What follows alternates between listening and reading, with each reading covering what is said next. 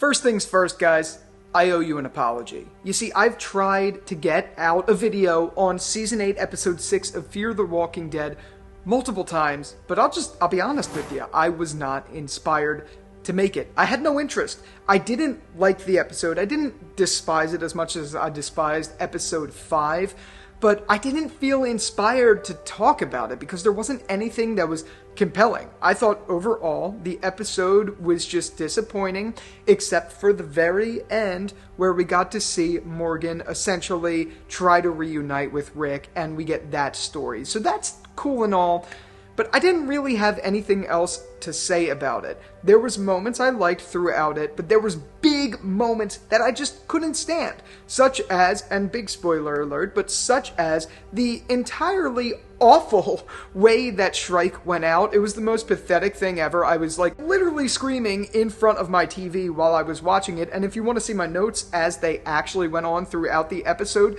I have them included in the community tab as well as in my Discord in the Fear the Walking Dead channel.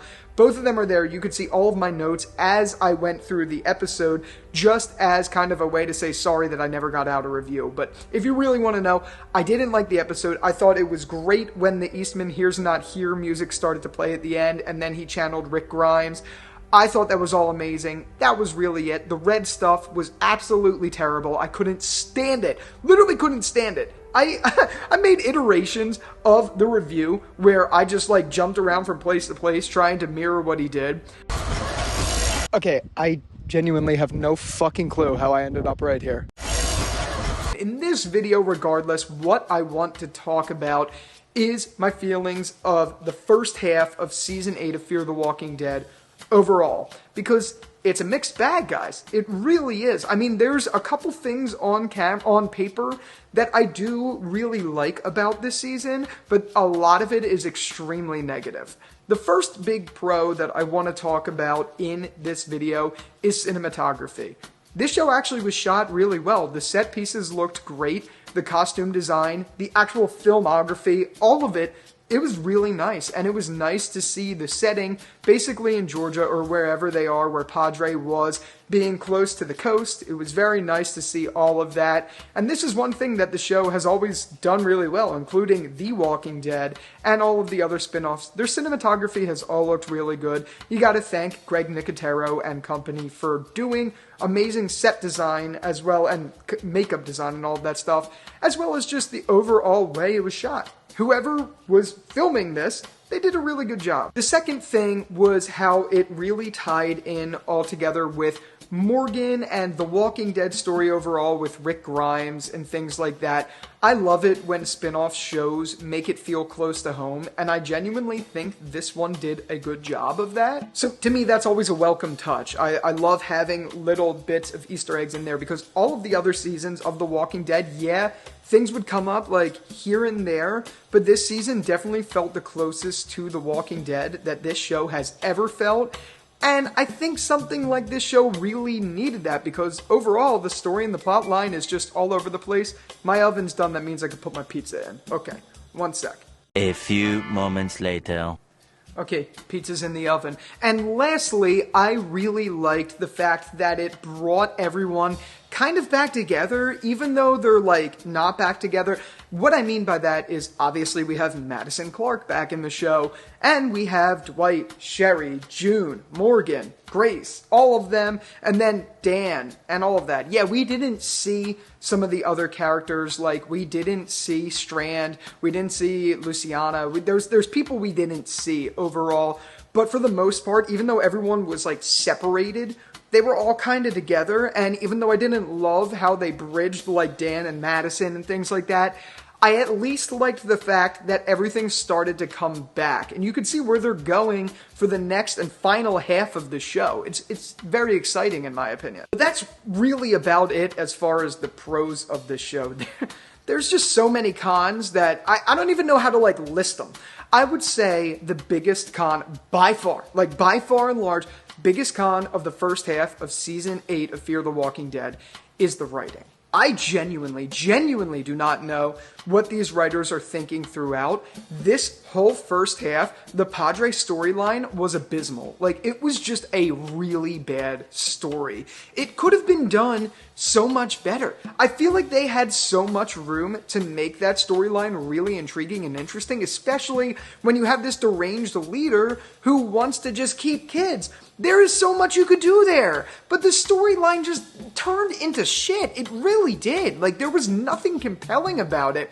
Shrike was arguably the worst villain I think I've ever seen in any TV medium ever. Not necessarily that it was the actress's fault. It was definitely on the page. Like, definitely on the page. Because she just stood around for the most time, just on the walkie-talkie saying stupid things that made no sense. And then you have the characters in rebuttal to whatever she does, not killing her, or just standing there and being scared of nothing, or just putting up with this bullshit when they could go anywhere. Or you have these writers writing that Shrike just shows up in King County, and they all just follow, and that they use Morgan because they saw the way he apparently killed walkers in King County. They want to keep him alive for that. Like, these things make no sense. They make no sense. And this fits in perfect Fear the Walking Dead fashion. Like, it really does. Fear just makes no sense. This season was like watching a cat and mouse fight. Like, it literally was like watching a cartoon of Tom and Jerry the whole time. It didn't feel real. I don't know how else to describe it. It just felt literally like a cartoon that was meant for, like, children. I don't understand how the writers thought this was a compelling story in the Walking Dead universe, where typically, at least the original canon series, is supposed to feel grounded. Like, you look at a show like Dead City, right? Dead City just came out, it's in episode 2, and so far, it's fantastic.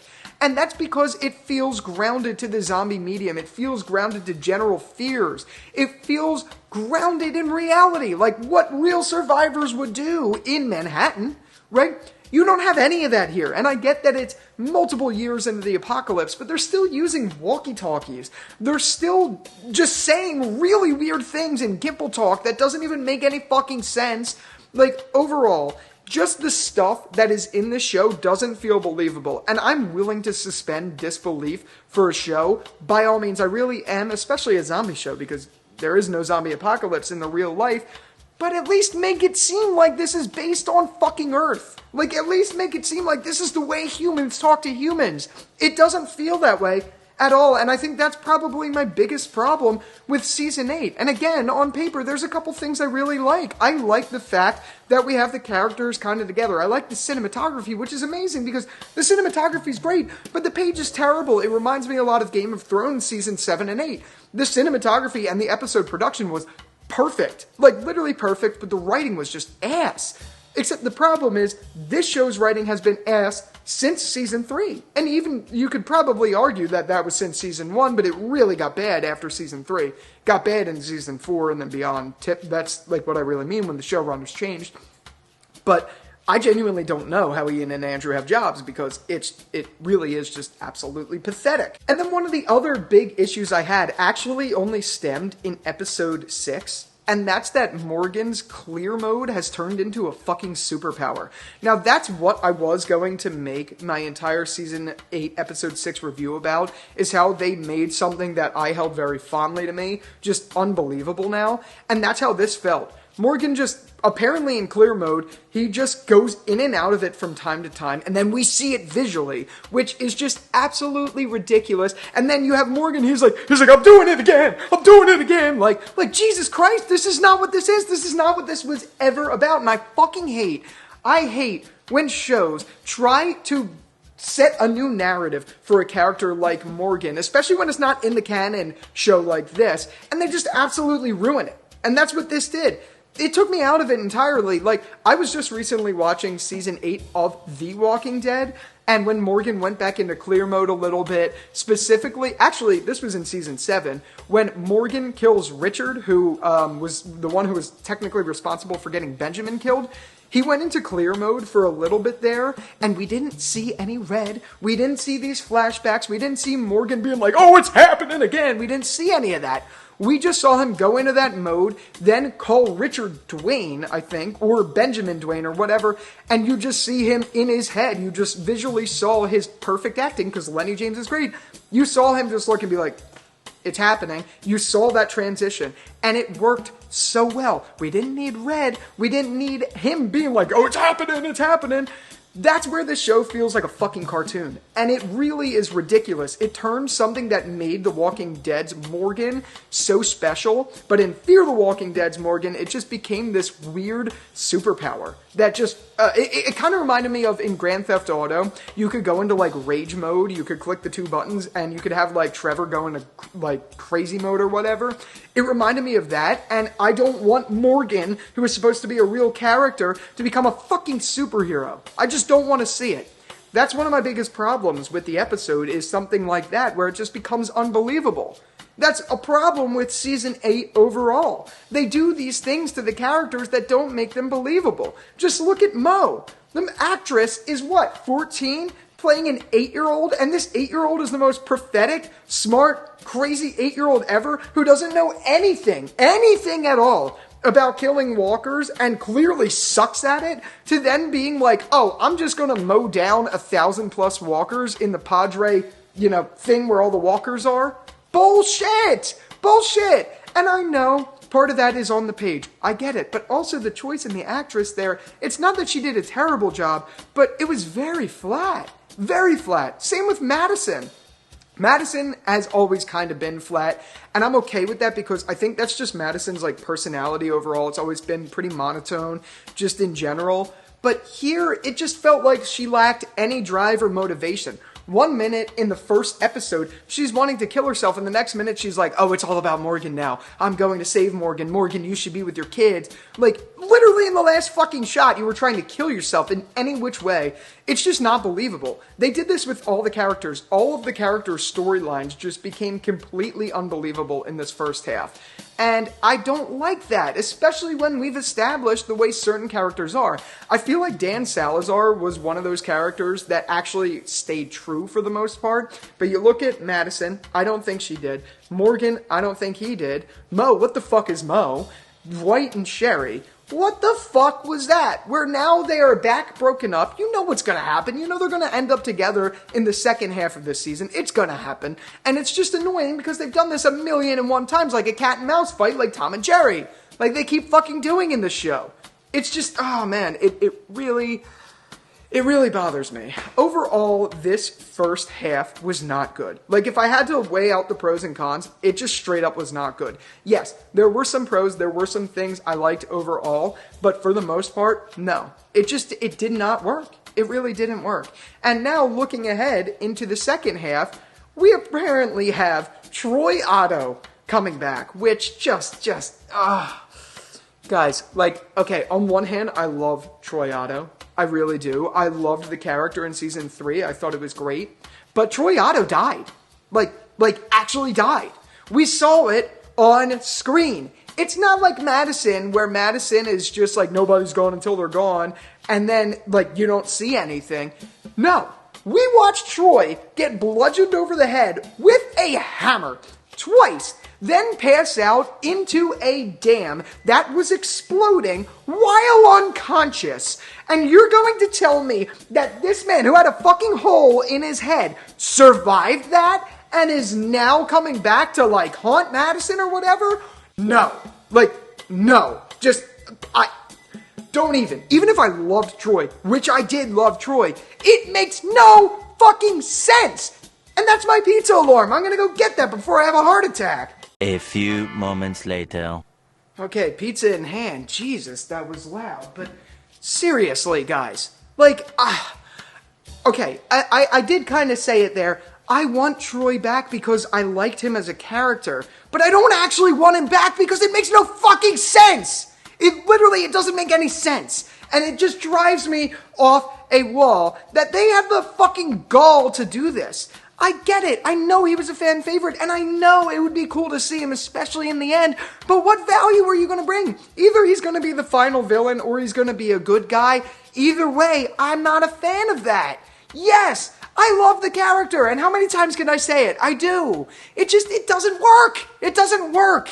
If you didn't show his death and you didn't show it be that gruesome and that real, maybe it would work. But either he's going to come back and be like, duh, because he got hit in the head so many times, or he's going to come back and be totally normal, which is just a disgrace. It's a disgrace. I could go off on tangents about it. And it's not like, oh, maybe this is going to happen. It's happening. There's been so many leaks on set. They already gave a little bit of a teaser and showed the side profile of his face. It's him, guys. It's definitely him. He already said he was working on a project he couldn't disclose. So it's him. Like, who else would it be? And, okay, look, if they make it work and they actually show something, like maybe when he went through the exploding dam that he was unconscious, submerged underwater for, maybe he ended up in a clearing, kind of like what happened to Rick in season 9.